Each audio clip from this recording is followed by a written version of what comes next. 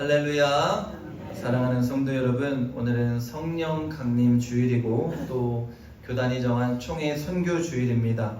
오늘도 하나님 앞에 나와서 신령과 진정으로 예배드리는 여러분 모두에게 주님의 크신 은혜와 사랑과 축복이 함께 하시기를 간절히 소망합니다. 오늘은 어떤 삶을 살아내야 하는가 라는 제목의 말씀으로 함께 은혜를 나누기 원합니다. 성령 강림 주일이 시작되었습니다. 강력한 성령의 역사가 일어났던 초대 교회를 생각해 봅니다. 예수님이 부활 후에 승천하시면서 주님은 제자들과 주를 따르던 모든 자들에게 성령을 기대하고 사모하라고 하셨습니다. 그들은 주님의 약속대로 함께 모여 기도할 때에 주님께서 마가의 다락방에 급하고 강한 바람 같은 성령의 역사가 임하게 하셨습니다. 그들은 각자 다른 언어로 방언을 했고 예루살렘의 절기를 따라서 세계 각지에 흩어져 있었던 디아스포라 유대인들이 그들이 하는 말을 자기 나라의 말로 들었습니다. 그리고 사도행전 2장 9절에서부터 11절 말씀에 보면 그 사건에 대해서 자세히 설명하며 그들이 어떤 지역에서 왔는지 그 명칭까지 정확히 전하고 있습니다. 그런데 왜 하나님은 각 지역의 사람들을 일일이 다 열거했냐는 것입니다. 그냥 성령 받아서 각자 다른 언어로 방언을 했다면 그만일 텐데 왜 하나님은 여러 지역을 일일이 열거하시면서 마지막에 로마로부터 온 나그네 곧 유대인과 유대교에 들어온 사람들과 그레데인과 아라비아인들이라고 다 소개를 하고 있는가입니다. 저는 그 이유를 하나님은 이방의 복음 전하기 위해서 그들에게 성령을 주셨다는 것입니다. 이방의 복음을 전하기 위해서 하나님은 그들 가운데 강력한 성령의 능력을 부어주신 것입니다. 이처럼 하나님의 관심이 무엇인가를 우리는 보아야 합니다. 왜 성령을 주시는가? 하나님은 무엇 때문에 성령을 보내셨는가? 이것에 우리는 초점을 맞춰야 합니다. 하나님이 약속하신 하나님의 영, 예수님의 영을 그들 가운데 부어주셔서 성령의 충만함을 받게 하시고 각기 다른 언어로 말하게 하시며 그들에게 은혜를 베풀어 주신 것은 그들에게 놀라운 신비를 체험하게 하기 위함이 아닙니다. 와 신기하다, 와 대단하다 이것을 나타내려고 하나님이 그들에게 성령 주신 것이 아니라 오직 하나님의 관심은 어떻게 복음을 전할 것이냐, 어떻게 하나님의 나라를 확장해 갈 것이냐, 이것에 관심을 가지고 있습니다. 하나님은 어떻게든 죽어가는 영혼을 살리고 유대인만이 아니라 오늘 세계 각지에 퍼져 있는 나의 사랑하는 죽어가는 영혼들을 살려야 하는데 그들을 살리기 위해서 가장 효과적인 방법으로 주의 성령을 그들 가운데 부어주신 것입니다. 오늘 우리는 예수님이 자신의 사역을 시작하며 누가복음을 통해 선포하신 말씀에 다시 귀를 기울여야 합니다. 누가복음 4장 18절에서 19절 말씀입니다. 주의 성령이 내게 임하셨으니 이는 가난한 자에게 복음을 전하게 하시려고 내게 기름을 부으시고 나를 보내사 포로된 자에게 자유를 눈먼 자에게 다시 보게 함을 전파하며 눌린 자를 자유롭게 하고 주의 은혜의 해를 전파하게 하려 하심이라 하였더라.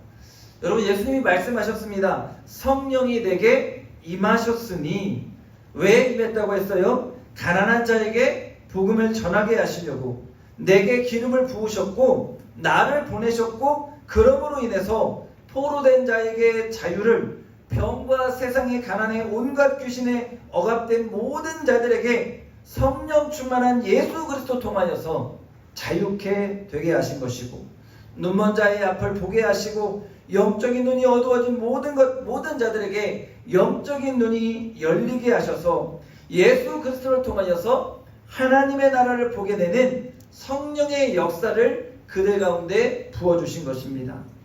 모든 세상에 눌려진 것으로부터 자유케 되며 주의 은혜의 해, 주님이 처음 말씀하신 회개하라 천국이 가까이 왔느니라 하는 하나님의 나라를 그들 가운데 선포하게 하셨다는 것입니다. 사랑하는 여러분, 이제 우리는 알아야 합니다. 하나님의 성령을 부어주신 목적, 초대교회 그리스도인들에게 예수님도 그 성령을 통해서 복음을 전하며 죽어가는 영혼을 살리려는 목적을 갖고 계셨다는 것입니다. 그렇다면 여러분, 이제 우리의 삶을 돌아보아야 합니다. 우리는 어떻게 살아내야 할 것인가? 오늘 우리는 초대교회 공동체와 같이 예수를 따르는 자들입니다. 여러분, 아멘입니까? 오늘도 우리는 예수를 본받는 자들입니다. 그러면 오늘 하나님이 주시는 그 명령을 따라 살아내는 자들이 되어야 합니다. 오늘도 우리는 성령을 의지하며 그 성령을 힘입어서 복음을 전하는 삶을 온전히 살아내는 은혜의 삶이 되어야 할 줄로 믿습니다. 오늘 우리의 삶은 성령의 시대를 살아가는 삶입니다. 이 성령의 시대 가운데에 사람들이 성령님 주시는 힘을 사모합니다. 여러분, 여러 가지 은사를 사모하고 또한 그 은사를 통해 일어나는 신비한 일에 주목합니다. 그런데 여러분, 성령님은 실체를 파악하기 어렵습니다. 여러분, 예수님은 2000년 전에 인간의 몸을 입고 이 땅에 오셔서 우리 가운데에서 하나님의 복음을 선포하셨고 인간들과 함께 살아가시면서 이 땅에 하나님의 나라를 위해서 일하셨습니다. 주님의 일하심이 성경 가운데에 역사적으로 잘 기록이 되어 있습니다. 그래서 예수님은 누가 뭐래도 이 땅에 오신 메시아요, 그분의 이 땅 가운데서 행한 사역은 진실하고 명확합니다. 그런데 오늘 여러분, 예수님이 승천하신 이후 성령의 시대를 살아가면서 우리는 성령님이 나와 함께 하심을 믿고 살아가는데 그 성령님을 실제로 눈으로 본 사람이 있을까요? 그 사람은 병원 가야 됩니다. 눈으로 본 사람은 없습니다. 성령님은 눈에 보이지 않습니다. 그렇게 많은 사람들이 알기를 원하지만 뚜렷한 답을 찾지 못할 때가 많습니다. 그렇기에 미혹하는 세력들이 성령님을 이용해 믿는 자들을 현혹시킵니다. 마치 이것이 성령의 역사다라고 말하면서 말도 되지 않는 현상으로 사람들을 현혹합니다. 사랑하는 여러분, 그때 우리가 기억해야 할 것은 한 가지입니다. 이것이 하나님의 나라를 위한 유익한 것인가를 봐야 합니다. 병 고치는 역사도 일어나고 예언의 은사도 일어나고 별의별 역사가 성령을 통해 다 일어날 수 있지만 그 사건을 통해 하나님의 복음이 전해지고 있는가, 하나님의 나라가 확장되고 있는가를 우리가 보아야 합니다. 만약에 그렇지 못하다면 성령을 받았는데 가정이 무너지고 있고 교회가 시끄럽고, 여러분, 이것은 성령의 역사가 아닙니다. 악한 영의 역사입니다. 잘못된 거예요. 오늘 우리에게 하나님이 성령을 주시고 허락하신 것은 복음을 위해서, 그리고 그 성령의 은사를 통해 하나님의 나라를 확장하라고 주신 것임을 우리는 분명하게 기억해야 할 줄로 믿습니다. 그렇다면 우리는 마음으로 생각하기를, 하나님, 나는 성령의 사람입니까? 라는 거예요. 내 안에 성령님 계십니까? 라는 궁금증이 일어나요.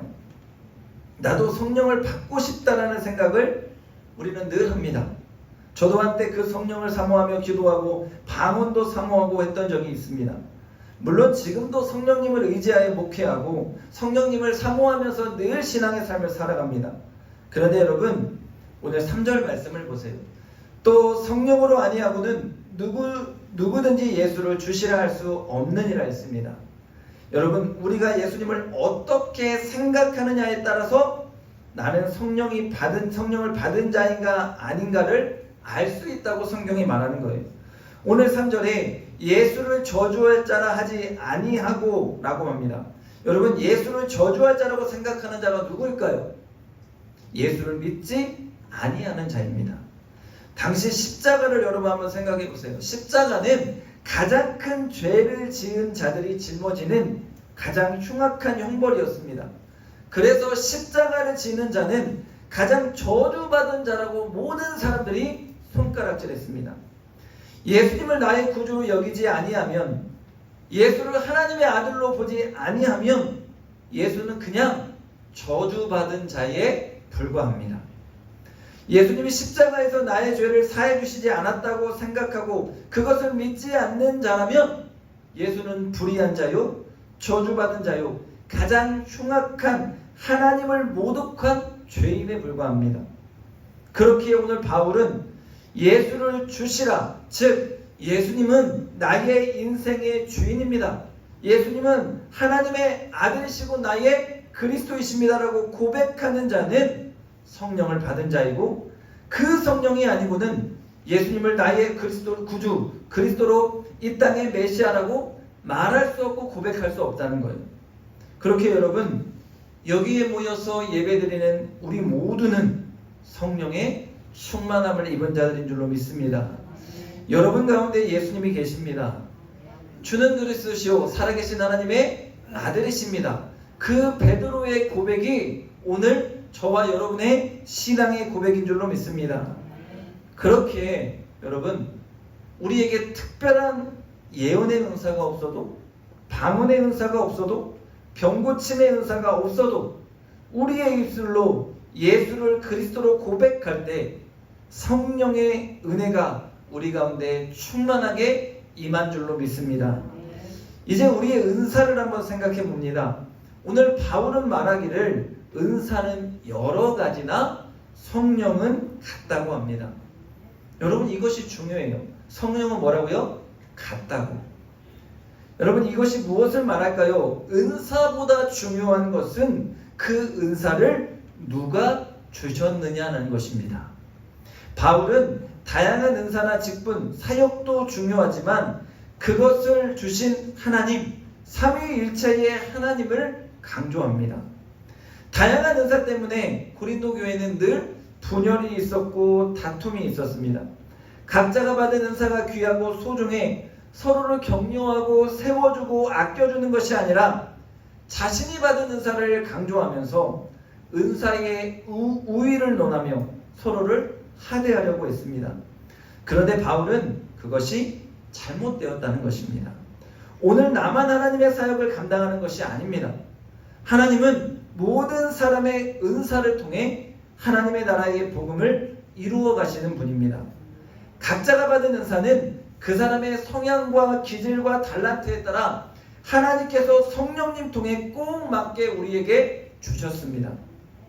그러니 우리는 그 주신 분이 동일해요. 나에게 은사를 주신 분도, 옆에 있는 권사님, 장로님에게 은사를 주신 분도 성령 하나님입니다. 그렇게 우리는 서로를 존귀하게 여기고 그리스도의 지체로서 하나의 목적, 하나님의 나라를 향해서 함께 달려가는 것입니다.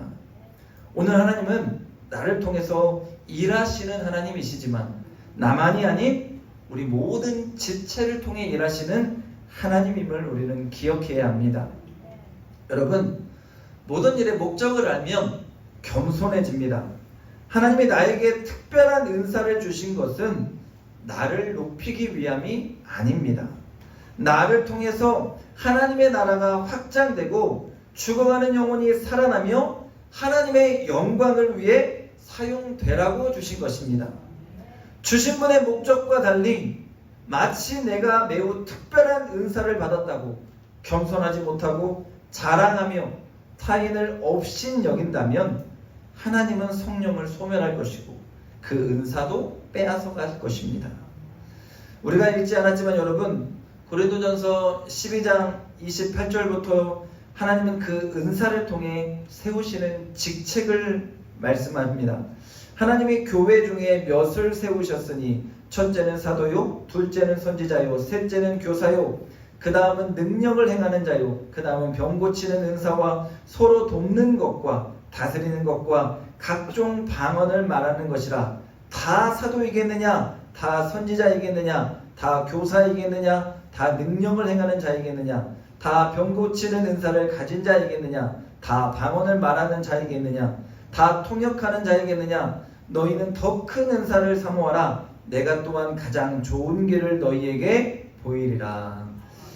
바울이 여러분 지금 말하고자 하는 바가 무엇일까요? 다 다르다는 것입니다. 주신 은사에 따라 직분을 하나님이 주시고 그 해야 하는 일들도 다 달라요. 그런데 중요한 것이 있죠. 바울은 더 큰 은사를 사모하라는 거예요. 내가 또한 가장 좋은 길을 보인다고 합니다.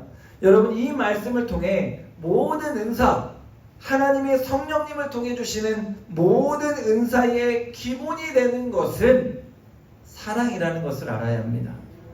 고린도전서 13장을 통해 사랑의 은사를 설명하면서 사랑이 없으면 모든 것들이 다 헛되다고 바울은 강조합니다. 여러분, 우리 삶을 바라봅니다. 여러분, 각자가 이 땅 가운데서 하나님이 부르신 성령의 사람입니다. 우리는 목사만 장로만이 아니라 하나님이 성령의 은사를 부어주셔서 하나님의 나라를 위해서 사용하라고 하십니다.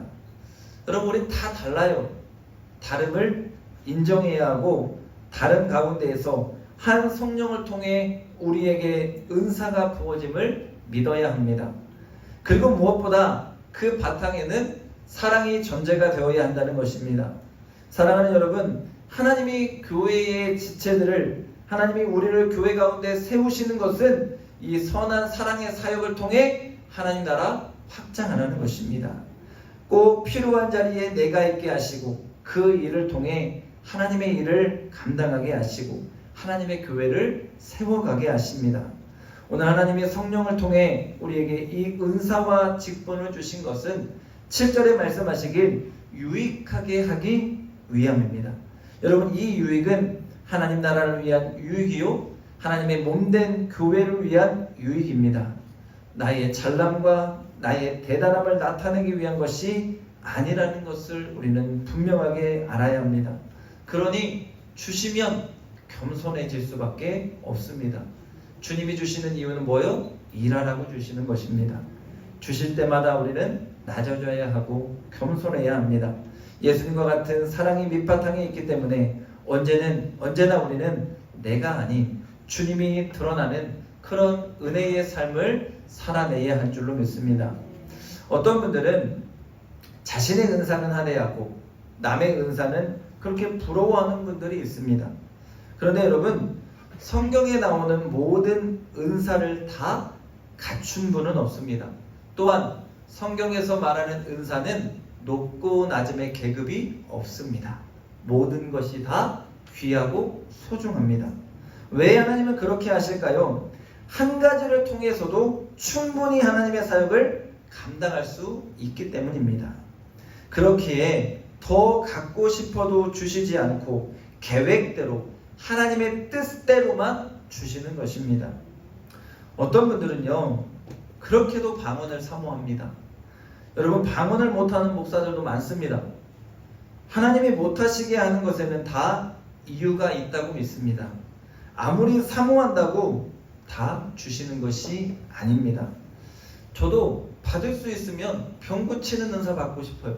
우리 권사님들, 우리 장로님, 우리 권사님들, 우리 성도님들 아플 때마다 내가 손을 얹고 기도하면 성령의 역사로 병 고치는 역사가 일어났으면 좋겠어요. 그런데 하나님의 뜻에 따라요. 내 욕심과 욕망에 따라 주시는 것이 아니라는 거예요. 여러분, 아이들을 데리고 제가 흰돌산 기도원에 가봤던 기억이 있습니다. 근데 흰돌산 기도원에 가면 그 기도원에 윤석준 목사님이 계셔요. 아마도 지금도 아마 그 윤석준 목사님이 흰돌산 기도원 강사로 그 기도원을 운영하시는데, 그때 아이들에게 방언을 받으라고 막 일부러 기도를 빨리 해라, 막 아이들을 붙잡고 막 방언을 만들어내려 했던 그 모습을 제가 봤습니다. 그런데 여러분, 그게 성경적인 것이 아니라는 거예요.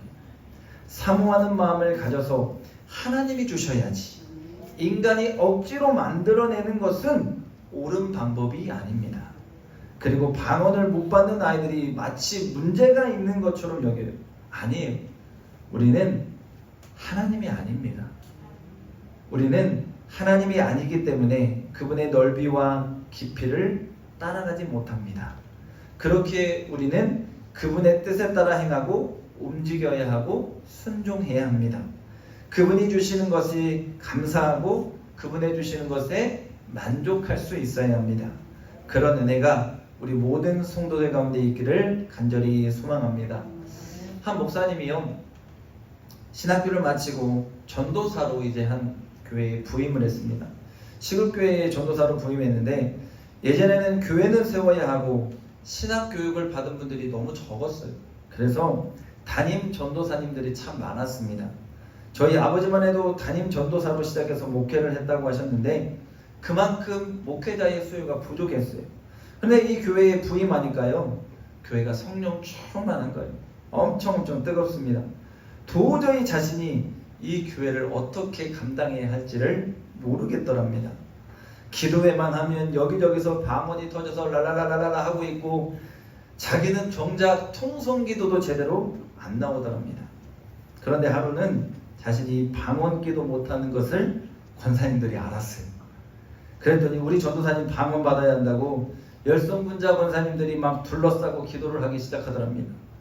근데 이 전도사님이 이렇게는 도저히 안 되겠더래요. 그래서 신학교 때 배웠던 창세기 1장 1절을 히브리어로 막 외웠대요. 베네스타 마라엘로 막 외웠더니 이분들이 깜짝 놀래가지고, 우와! 우리 전도사님 방언 터졌다고.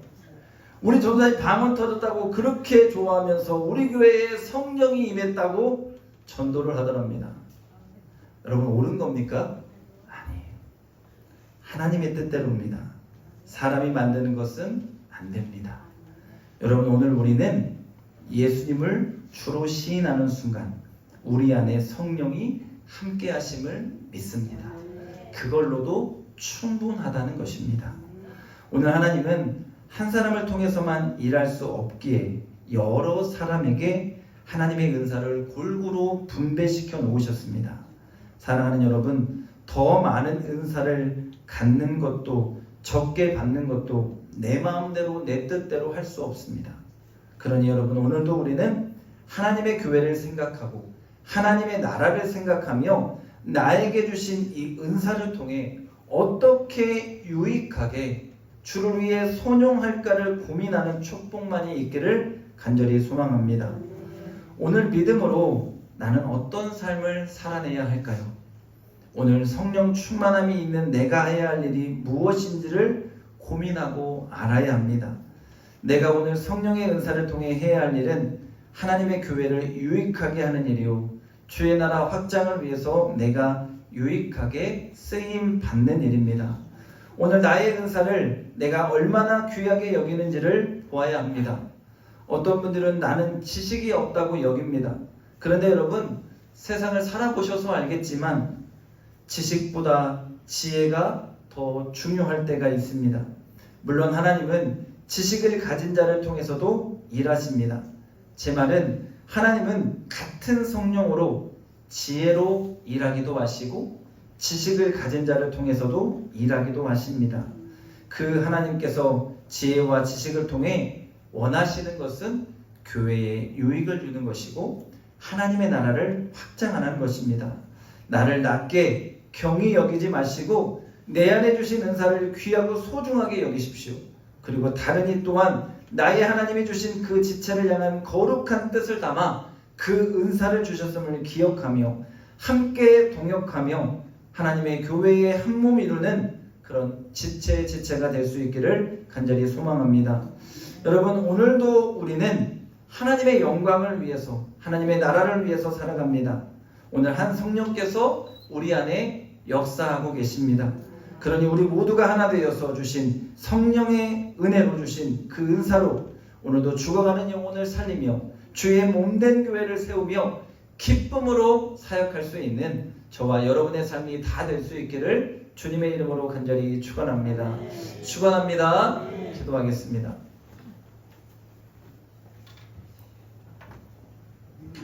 거룩하신 아버지 하나님, 감사합니다. 성령 강림 주의를 허락하시고 오늘도 주님의 말씀으로 함께 은혜를 누리게 하시니 감사합니다.